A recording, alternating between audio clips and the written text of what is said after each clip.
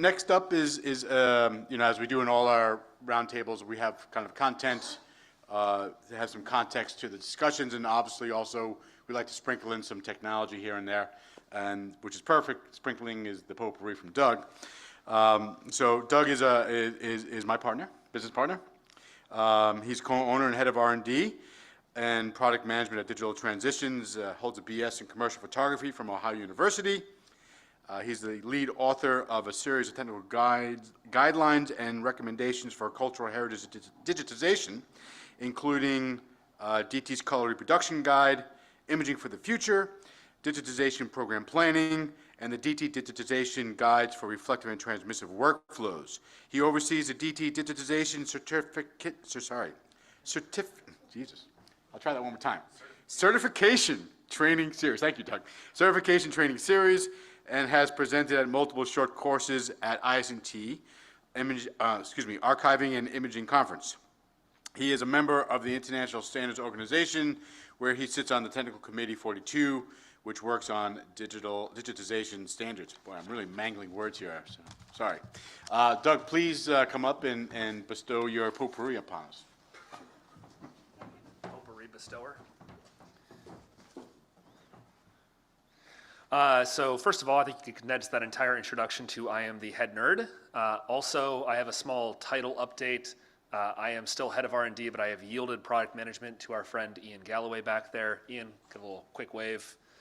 Ian serves as our new nexus between our clients and the rest of the company regarding product feedback and figuring out what we should solve next. So speaking of solving next, what have we recently solved? So the DT Trans OLT, standing for Transmissive Object Level Target, is a new target that we have developed in collaboration with Dave, sitting here in the front row. This is a target that he has one in hand physically here, if you'd like to see it in person. He's not going to hold it up because it is pretty small. It is meant to sit alongside a piece of film, just in the same way that an ISA OLT sits next to a photo or a box or a manuscript. This sits next to the film itself. It is about the same width as a 35 frame. It is much shorter than a 35 frame. With the aspect ratio of our systems being 4:3, it just kind of tucks in nicely underneath the piece of film. It is mounted on glass to keep it perfectly flat and to keep it durable over the long run, because all targets are susceptible to wear and tear, but film especially is very hard to handle over the long run without some loss of fidelity. It's optionally individually measured. It will be measured by a certified metrologist, which is one of my favorite words, which is Dave. And it comes in a storage case because it is, like I said, quite tiny, so we give you a nice bigger case so you don't lose it. And lastly, it is cleanable because it is in glass, which mirrors our DT NGT2, the reflective target that is likewise cleanable. And if you've not seen it, Dave has a great segment 3 roundtables ago where he had Cheetos. And I could watch every member of the audience cringe as he touched Cheetos and then touched the target and then cleaned the target. Don't recommend doing that at home or at work. The OLT has a date in the corner to help you trace when it was purchased and to have batch level measurements. It has a dimensional rendering there so you can see how big the thing is, which is a big element missing in film as far as I'm concerned. If you don't have an appropriate PPI encoded in the image and you don't have any other dimensional reference, it's actually pretty hard to know. Was it 120 film, 4:5, 8:10? The aspect ratio and format usually tell you, but we all know that the exceptions are the rules in our lives, and sometimes you have 3:2 medium format film or 4:3 35 millimeter film. It's a big diverse world out there. Next, because in film scanning you have trans-illumination, light coming through the object, flare is a major limitation issue item to track, and these have flare checkers. The black should be the same in each case, but is surrounded by different levels of density and a very high dynamic range tone scale, which allows you to check the very, very, very deep shadow response of your camera, which is a much bigger issue in transmissive, much larger technical requirement in transmissive than it is for reflective, where even very dark things in a piece of paper are really not that dark in absolution. And lastly, there in the bottom left, a sharpness SFR chart to measure the sharpness of your system. Now this is a fairly unique design. The top glass extends past the bottom glass, and sandwiched between is the film that carries the signal. That means if you simply put this on top of a piece of glass where you have the film on the glass, it will not be in line with the film. So it is very useful for checking your system today, but in order to incorporate this into daily digitization, DT will be refactoring our carriers in the coming year or two. And whenever we see an opportunity to incorporate this target into something you can drop in, such that it keeps the film at the same plane, we will do so. It is our contention that OLTs, or a genius and smart and useful introduction to the reflective world, it's our contention that the lack of it in transmissive is only because there hasn't been one. It's still a good idea with film to have an object level target, and we hope that this will be a successful contribution to the community. Those are available now. Next, we have worked with the New York Public Library. Feedback from them was vital in establishing that there was a deficit in our vCradle system when it came to the gutter. I don't think that's unique to our system. Anytime you put glass down into a gutter, it is blocking part of the gutter. And we worked with them to redesign our glass to have what we call DeepGutter technology, which is basically to say that you can see a little further into the gutter. It is not a profound difference. We're talking about millimeters, right? But when the content is deep in there, for example, continuous page spread, a photograph that spans 2 pages, marginalia, or in this case, an atlas, the extra couple millimeters is very helpful. The glass has a refined edge profile. That's how it sort of sticks into the gutter and provides you that continuity. It is able to be rotated 180 degrees in case you wish to retain a standard edge. You would do that because the standard edge does have a rounder profile in case you're worried about, for example, extraordinarily thin paper. It is low iron. This is a change for us. It is our contention that standard iron glass is perfectly suitable for example, the BC100 when both pages have the same glass over it. But on a vCradle, you can see the adjacent page does not have glass. The image page does have glass. So to provide continuity, having the low iron glass keeps the continuity of color from the one side to the other. And it is compatible with previous vCradles. You can speak with Ian Galloway in the back, more on technical details and timing for that, or of course with your DT representative. Thank you to NYPL for that feedback and for staying on top of us when we thought, to make sure we got all the way there. The DT Atom has, boy golly, 8 or 9 different tops at this point. We have added a new top as of this session. It is a glass top. Now, I'm going to be entirely transparent here. One of the reasons we didn't have a glass top in the past is because the ad hoc solution, the MacGyver solution of taking some paper tape and taping a hinge with a piece of glass on top actually works pretty well. And I didn't want to do a glass top that was just that, but more expensive. I wanted to make sure that what we could do went beyond what you can do with a paper hinge. If a paper hinge works for you, paper tape hinge, do that. This adds a couple things beyond that. One is that it is very safe regarding conservation handling. The glass itself can be pivoted out of the way and locked, so you don't need to use the glass on every item. You don't have to remove it from the table in order to continue imaging without it. It prevents free fall, which is important for both the material and also for your fingers. It is counter-sprung held, so as you lift it, it is slightly neutrally, it's basically neutrally buoyant, so as you raise, there's very little ergonomic effort required to lift it, and it's not going to free fall into position if you slip and drop it. And it has foam padding underneath. The foam is what creates the distance between the top and the glass and the main base, which means you do not have to have contact to use this. You can use a slightly thinner foam and have an air gap there that all the glass top is going to do is hold back, right, the tendency for the paper material or other item to buckle or flay away from its base.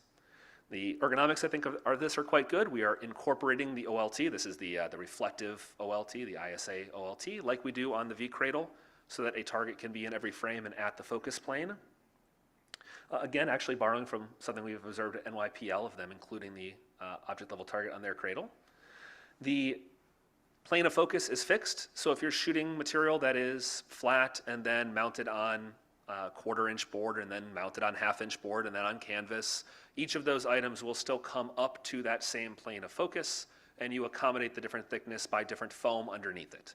By maintaining that main plane of focus, you don't have to refocus the camera or do a new LCC, check your exposure, everything remains constant between. And it handles material up to 1/2 inch of thickness.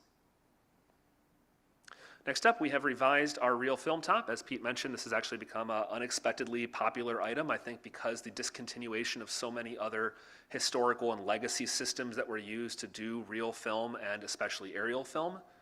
Main improvements in version 3 are the level and extent to which we have focused on one platform that can handle all the different formats that we've seen, and boy golly, there are a lot of formats out there. Reel is just a type of storage, so there's a whole lot of kinds of things on reels, and we have designed a system that is modular to be able to handle basically any of them out of the box with the appropriate accessory, and if you find something new, please don't hesitate to let us know and we will make it compatible with that as well. And finally, you would use this because you either want extraordinarily good image quality. Most legacy reel systems are good in quality. They are not necessarily modern in FAGI4 and ISO compliant level quality, or because the material itself is in a precarious state. If all you need is a okay scan and the material is in fairly robust state, it will be faster to use an off-the-shelf existing legacy style scanner, right? And those can go quite quickly through a reel. This is manual advancement. It is meant to be ergonomic and assistive to make manual advancement as fast and easy as possible and ergonomic as possible, because we know rotating for hours is otherwise going to be a problem if we don't focus on ergonomics. But not all material can go through an automatic feeder, and not all material only requires good quality. And a lot of people are now coming out of the woodworks. For example, NASA has just added one, and I am a gigantic nerd, so I am very excited for NASA to be doing their imaging on that. Lastly, thanks to the National Gallery of Art and GA, we have created a new product that is useful for photogrammetry as well as 2 other niche use cases. It's called the DT Ring. Again, large nerd, spacey. This is an accessory attachment to an IXH or IXG camera. You can see it there without the camera, and you can see it with the camera. We also have one on the back table. This has symmetrical rotation, so the point of rotation is right smack dab in the middle of the lens. I love that GIF. Oh, it's not behind me. It rotates to either 15 or 45 degree increments, depending on the position of the plunger. So you can position it to either snap in every 15 or snap in every 45. It is click through the tent, meaning you just keep turning it. It stops, but you can just continue. You don't have to lock and unlock it each time. It is supported on both sides. You saw that on the previous slide, that it attaches to both sides of the camera, providing it a really, really, really, really firm and precise grip so that it's not rotating or pivoting or falling out of parallel. It elevates the camera a few inches, so in case you are using, for example, our new short column and you just need another inch or 2 of field of view, this just raises the camera a few inches and makes for a very nice solution to get a few more inches. And it also provides for direct mounting to a column, mounting to a column on our advanced leveling head, or onto a dovetail tripod head, such as an Arca Swiss Cube or Cambo head. Speaking of the short column, this one's pretty self-explanatory. It's a column for the DT Atom, but it's shorter. Yeah. We have members in the audience, for example, who travel extensively with their Atom system, moving to different countries and flying through customs, and we thought that having an option that has a shorter column would still work extremely well for medium and small material as well as film, which describes a lot of people's uses of the Atom. It does not cover all possible use cases. That's why the normal column is the length the normal column is, but this is smaller, which makes it a lot easier to travel with. And it's also a modular item, so you can have a standard column that you use most of the time, but when you go to travel, you can take that off and put on the short column. And finally, at the National Geographic Society, as Pete mentioned, we are digitizing 15,000 glass plates starting on Monday. And we have created a new device for that, the DTXY Mini. This follows on a project we did with Library of Congress where we created the DTXY, no Mini. That was suitable for glass plates up to 11 by 14 and was manual. This is up to 5 by 7 plates with an extra inch on each side for for up to 5x7 material and is automated. So it does move around and advance on its own. Integrates natively with the camera. It's been developed as a service product, but we're here today talking about it because I want to know if this is a thing that we should productize. There's a large change between making something that works really well and making something that works really well that somebody can buy, open a box, and use. So for example, I'm still uploading C++ code by USB before we start the session. Not something I think an end user will want to do. But if there's a lot of demand, if there's interest, we will certainly consider that very strongly. As you know, you guys are our entire reason for being. Okay, and now the main event for my presentation, which is The Robots Cometh, AI generative art. So we'll talk about a definition of what that is, some of the tools that are currently available to do it. We'll talk about show some failures, because a lot of the time you only see the successes. We'll highlight some news articles, and then I'm going to give you some philosophy, knowing that I'm, of course, not a philosopher, but have spent a lot of time in cars and at 2 a.m. when my son or daughter wake me up thinking about the philosophy of generative art. So why am I talking about this? DT does do a tremendous amount of AI-related work. So for example, for the National Estonian institutions that we worked with, we did a lot of face recognition work, finding the most commonly occurring faces without having to identify in advance who that person was, just asking, in this collection of a whole bunch of images, who appears the most? Let's bring them out, let's show them, and let's see, was that a person that is worth following up from an archival or narrative point of view? And boy golly, as I like to say in any presentation I do about face recognition, however good you think it is, it's better. Finding faces that are out of focus or turned or bespeckled or noisy or hatted or wearing a costume. Yeah, AI is getting really good at this, which is great for us, also a little scary. And finding notable faces, for example, in a Smithsonian collection under a grant that we provided, we did a collection of the folklife, the Ralph, thank you, Kinsler, Folklife Institution, and found individuals of note there. And with the history makers finding, training a custom model for a specific individual who would not have otherwise been found in a historical notable persons database because of issues of inclusivity and diversity. Would not have been in that database, and we added a custom face for them and found them throughout the collection, enhancing in the style that Pete was referring to as digitize first and describe second, or process the collection second. So we do a lot of that, but this has nothing to do with that. So again, why am I talking about it? Because I think it's really neat, and I think you guys will too. So definition-wise, generative art is anything that is done at least partly autonomously. If you, for example, have one of those sand spraying machines and you drop it and you spin the spindle and it starts to make some art at least a little bit on its own, that is generative art. Algorithmic art is anything you use a computer for. Fractal generation, for example, all those nice fractal charts are algorithmic. AI art is anything using AI. What we are talking about today is more in the category of prompt-based AI generative art, meaning you give it some words, it gives you some art.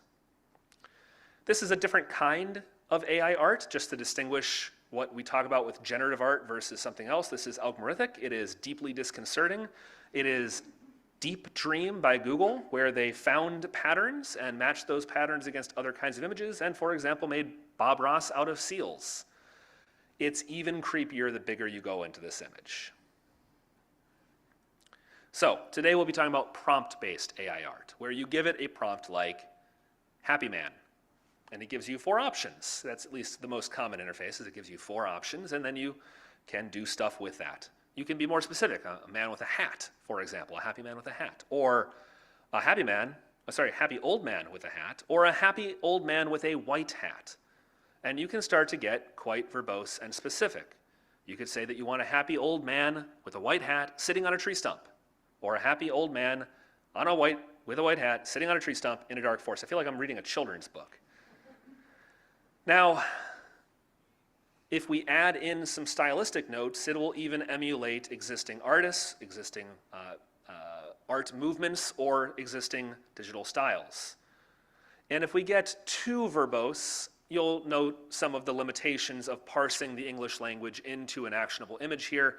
you start to notice that the man, for example, is turning into a bird, which is by all means a very interesting result, but not what I think a human would interpret the prompt to be. So using this prompt-based method, you can create some truly beautiful images. Obviously, beauty is subjective, but come on. Look at this. That's pretty. So what tools are out there? Well, it turns out this is a very, very, very fast-moving set of tools. Just in the last 2 years, we have seen the advent of Midjourney and the second version of DALL-E. A crayon is a little bit older and also not quite as good, but also is the single easiest tool. If you just go to that website, you can then immediately put something in, no user account, no download, no joining a Discord server, just type some words, push go. And in comparing some of these tools in preparation for this presentation, I'm left challenged to describe them. Every article you read would tell you that DALL-E 2 is harder to use but can get you more verbose and beautiful results, and that Midjourney gives you better initial results but has a little less tunability. I don't know that I agree with that, and I think it's very possible that that is not true now where it was true a month or two ago. These things are changing so rapidly. You can see each of their engines taking the same prompt and creating interestingly different images. Now, a lot of the time we only talk about the successes. You'd certainly mostly see the successes in a PR or marketing page. You even mostly see successes in the news articles. But the fact of the matter is, it often makes egregious and hilarious mistakes, or at least not what a human would have done. Normal human anyway. Happy old man with a white hat sitting on a tree stump I showed earlier.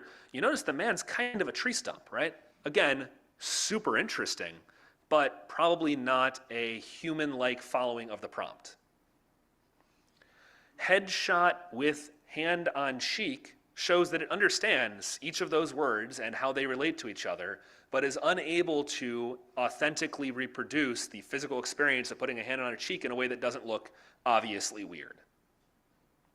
So, huge amount of buzz and news in this field. I've highlighted 3 articles here. An AI-generated artwork won first place at a state fair, and kind of created some headlines.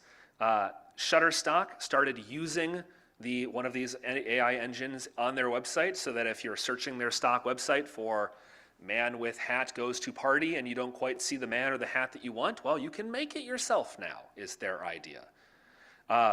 Artists saying that AI image generators are copying their style, and they're not getting credit for the fact that their images are being used to train this model, and you can now create your favorite artist's style. That's probably not a big deal for DALL-E or Picasso, but for the artist who's still living or their immediate descendants are still benefiting from their work, and now you are benefiting from their style without direct credit or without any direct payment.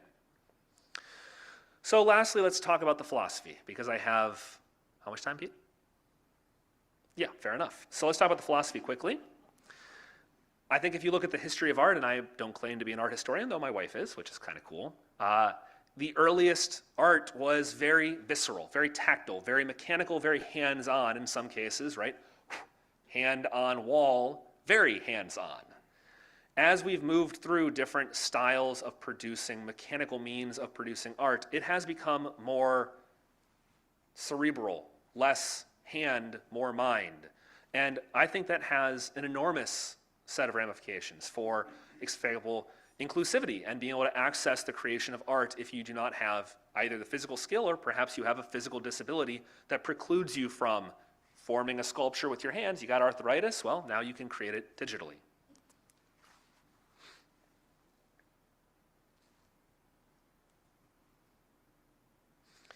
So you no longer necessarily have to have a specific skill.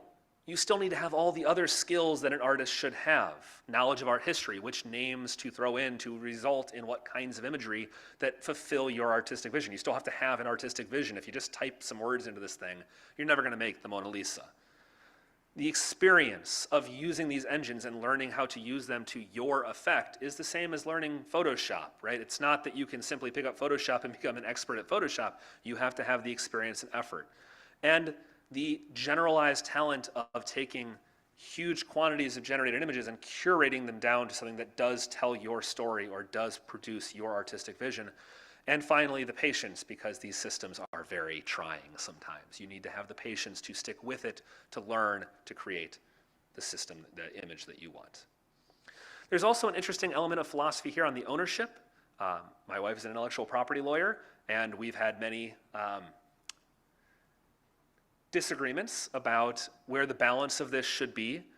Mid-Journey's, their term of service says you own everything you create, and OpenAI, which is basically a competitor to them, says that OpenAI owns all of that art. And this is not a trivial matter. OpenAI received $1 billion investment from Microsoft, and the other one, the name of which escapes me right now because I'm now in a rush, is just received $101 million of seed funding. These are big companies now, and the elements of ownership and philosophy are not trivial. So I leave you with this last thought, and that is, we have spent a whole lot of time creating art without AI. The oldest possible sort of kind of, if you look at it a little bit out of focus, kind of looks like AI artwork is in the 60s and 70s. And genuinely the stuff that is really what we're talking about now, we're talking about 6, 8, 10 years at the most, anywhere in the world, right? So we now have the rest of human history to see how this progresses. Absolutely no doubt in my mind that in 10 years there'll be more of this than there is today, and I almost no doubt in my mind that 10 years after that there'll be even more. So just imagine what future possibilities are out there for AI generative art. And before I say thank you, I will mention that at the end of the day, we are going to be doing a quiz game for which there are prizes, and for which there are both an additional in-person prize for those people in person and prizes available outside for the remote people. Cash money, yo. The prize is to guess which piece of artwork is created by a human on their own hand and which piece of artwork was created using AI. It'll be very interesting to see how you all do. Thank you so much.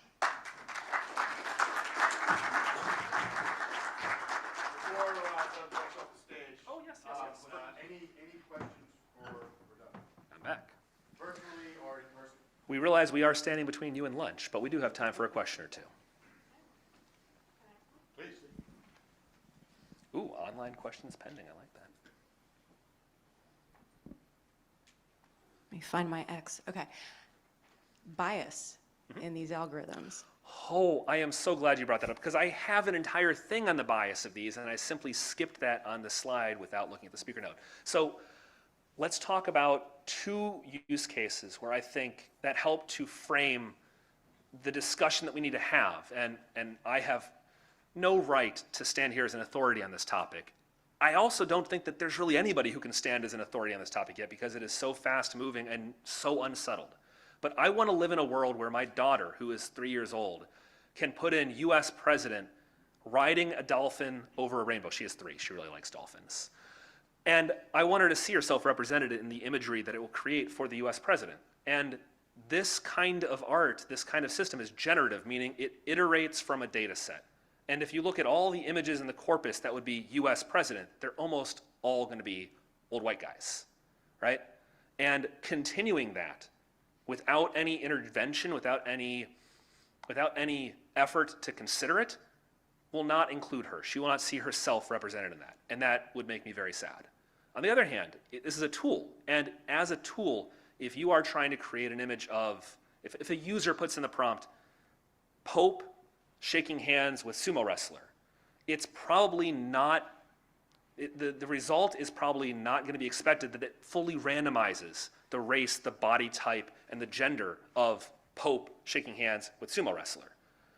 I don't know how to square those two ends of this discussion, but clearly continuing the bias of the data set is going to have very bad results, and ham-fisted attempts to ameliorate that is not going to be a good approach either. And I can't imagine being in the position at these companies of trying to deal with that philosophically. I think that we all need to be very strong advocates for thoughtfulness in these implementations, and really rapid development doesn't really lend itself to thoughtful discussion. Can I add something? I would love for you to add something. So if you search for person, that Yeah. person will be a white man. So on some of the engines, that is true. Some of the engines are currently randomizing non-gendered or non-descriptive person references to be randomly pulled. And so they are attempting to resolve that issue in that way. Other engines make no attempt whatsoever to do that, and so they will have a statistical sample of whatever's in the corpus, which is not necessarily representative of any community or person or place on the earth, but it is not 100% one specific gender or body type or face. Some other engines are just going to keep repeating the same exact thing over and over again, and in ways that are pretty predictable, right, and also very detrimental. So different engines are taking different approaches to this, and I don't know which one of those should be right. I think I can identify some of them that are wrong, but I don't know which ones are right.